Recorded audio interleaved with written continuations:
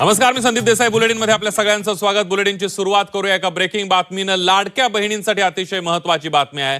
लाडक्या बहिणींची प्रत्यक्ष पडताळणी होणार आहे. चुकीची केवायसी करणाऱ्या महिलांसाठी पर्याय हा उपलब्ध करून देण्यात येणार आहे. अंगणवाडी सेविकांमार्फत ही प्रत्यक्ष पडताळणी केली जाणार आहे. बाल विकास मंत्री आदिती तटकरे यांनी ट्विटरवरून या संदर्भात माहिती दिलेली आहे.